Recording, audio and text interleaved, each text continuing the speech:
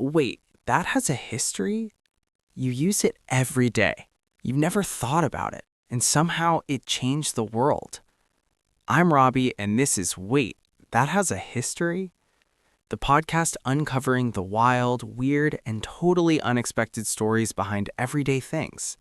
Because nothing you use is as ordinary as it looks. I swear I have a million of these things, but I can never find one when I actually need to hold two pieces of paper together. Let me guess. You looking for a paperclip? Yes, the single most boring object in human existence. It's just a bent piece of wire, has zero personality. It's the beige of office supplies. See, that's where you're wrong. That little bent wire is actually a war hero. I'm sorry? I'm serious. That boring office supply was a major symbol of anti-Nazi resistance during World War II. People were literally arrested for wearing them. Wait, Paperclips has a history? Oh, it has a history. Okay, so I'm looking at a paperclip right now. It's the standard loop within a loop shape. I'm struggling to see how this took down the Third Reich. Well, it didn't take them down single-handedly, but it terrified them. To understand why, we have to go to Norway in 1940. Okay, set the scene. It's April 1940. The German army invades Norway. It happens fast. The Norwegian king, Håkon VII, and the government managed to escape to London to set up a government in exile. But back home, the country is under Nazi occupation. So the Norwegians are stuck with a puppet government. Exactly. A man named Vidkun Quisling takes charge. His name is literally synonymous with traitor now. And the Nazis start banning everything. You couldn't wear the Norwegian flag. You couldn't wear pins with the king's initials, H7, which was a huge symbol of loyalty. They wanted to strip away Norwegian identity. So the people needed a new symbol, something the Nazis wouldn't notice? Right. They needed something subtle, something they already had lying around the house. And in the autumn of 1940, students at Oslo University started wearing a single paperclip on their lapel. Just clipped to their jacket? Yep, just right on the lapel or the collar. Why a paperclip? Two reasons. First, the function.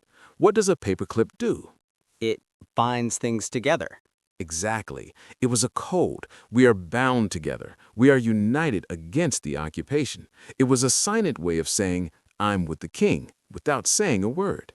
That is surprisingly poetic for office supplies. What was the second reason? National pride. Most Norwegians believed that the paperclip was actually Norwegian invention. Is it? Well, this is the wait part of the history. There was a Norwegian inventor named Johan Valler who did patent a paperclip in 1899. The Norwegians were incredibly proud of him. The only problem? Don't tell me he stole it. No, he didn't steal it, but his design, it wasn't the one we use. Valler's design didn't have that inner loop. It was just a squarish wire. It was honestly terrible. The papers would fall out. The gem paperclip, the double loop one we all know, was actually already being made in Britain before Valler even got his patent. So the symbol of Norwegian resistance was based on a historical myth? A little bit, but it didn't matter. The belief that it was Norwegian made it powerful. It spread like wildfire. Soon, it wasn't just students. Businessmen, teachers, grandmothers, everyone was walking around Oslo with a paperclip on their collar. Did the Nazis figure it out? Oh, absolutely. It didn't take long. They realized that every time they walked down the street, people with office supplies on their jackets were staring them down. So the Nazis made it a crime. A crime to have a paperclip? Specifically wearing one as a symbol. People were arrested, threatened with prison, but the resistance just got more creative. If they couldn't wear them, they made paperclip bracelets out of silver wire. They carved paperclip shapes into coins. It's wild to think about something so small making an occupying army so paranoid.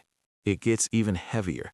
There was a massive teacher strike in 1942 where thousands of teachers refused to teach the Nazi curriculum. Many of them wore the clips while being rounded up to be sent to prison camps in the Arctic. It was a tiny piece of metal, but it was their way of saying, you can capture us, but you can't break us. Wow, I'm never going to look at my messy desk drawer the same way again. And there's one more thing we have to clear up, because if you Google Paperclip World War II, you might get a very different result. Oh, You might find Operation Paperclip. is that related? Totally different and much darker. Operation Paperclip was the secret U.S. intelligence program to recruit Nazi scientists like Werner Braun and bring them to America after the war to work on rockets. Whoa, okay, very different vibe.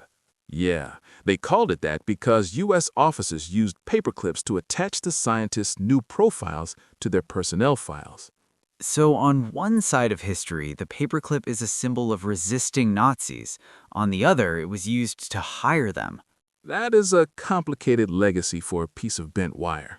It really is. But if you go to Norway today, specifically in Sandvika, there's a monument to the paperclip.